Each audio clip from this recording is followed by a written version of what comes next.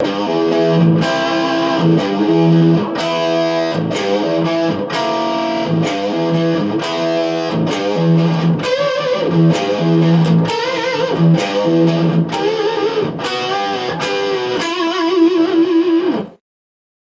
everyone, this is Tyler Morris. I'm here with my 58 Les Paul Special, and today I'm going to show you how to play the riff off of the song 9 to 5, which is on my brand new record, Living in the Shadows.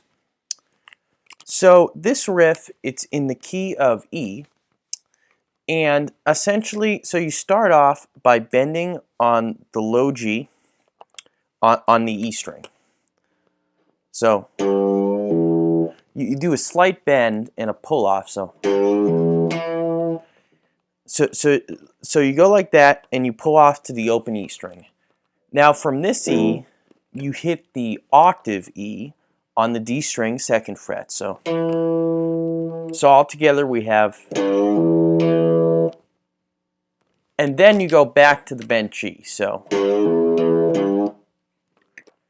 that's essentially the low part of the riff that I'll be carrying throughout. And what I like to do in this riff is I like to get that bass part going, where you have that, it almost sounds double track, but I did it in one take on the record. So it goes, so we get into these high notes. So these high notes, they sound complex and they sound all kind of out and in some crazy kind of key, but really all I'm doing is I start on a C chord, C and E, just these two notes, the 1 and the 3, and then I step down from, I step down on the G string, so I step to C, which is the 5th fret on the G string. I step that down to a B, 1 fret, so, and I step it down 1 fret again. So now we're on the 3rd fret of the G string, but we're keeping this 5th fret on the B string. And I step it down one more time. So,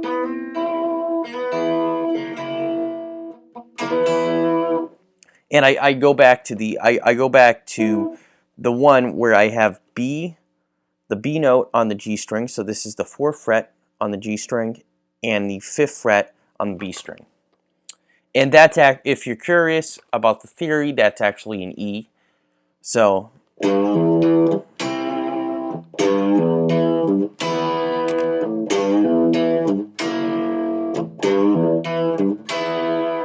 and sometimes what I do is, since this is an E chord where the notes are B and E, you can also play that like this, B and E, except for now the E is now the B is on the bottom. So sometimes I go to get that nice open pop. Now that's pretty much the riff. However, on the verse, I just simply arpeggiate those. So I go, and that's where the vocals sing over. And then here's a really cool bend part. This is not on the record. This is how I play the song live, because I had some overdubs and it's not really feasible for me to play both these verses at the same time. So I had to combine them. So, and I go way up here, and I bend this B to a C, and I'm playing the C note on the B string. And this is actually a good exercise I learned when I was first learning guitar, where you want to bend to practice your bending. So what I'm doing is I'm playing these two notes in unison, and it's a good exercise because you want to have every note that you're bending be in pitch with the subsequent note on the B string, and it definitely helps your bang, your vibrato skills. And you know, sometimes it's okay to be slightly out. Jimmy Page did that a lot on Whole Lotta Love. So you get that double track kind of feel. It sounds like an out of tune guitar. So it's okay to be a little bit out, but I try to be spot on when I can. So, and then I just simply step down when the key of E minor. So I step down. The G string I step down at 2 frets. and I only step down 1 fret because it follows the scale. So I'm now hitting the 12th fret on the B string, and I'm hitting the 14th fret on the G string. So, and I'm bending that G string again on all of these. And then I take these both down 2 frets, so now B string 10th fret and G string 12th fret.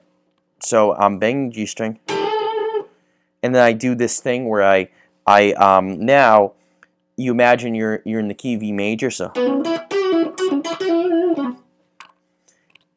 what you do is you take that kind of scale position, and you go 11th fret G string while you bend that, and it's a little kind of like country lick, like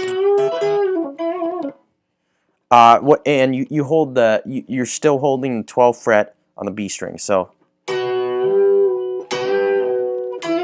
and I resolve to E. Sometimes I even do part of the E chord, like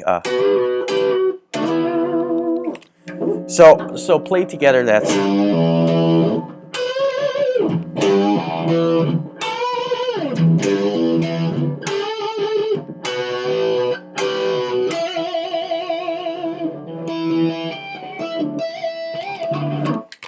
thank you everyone for watching, and I hope to see you all out on the road, safe and healthy.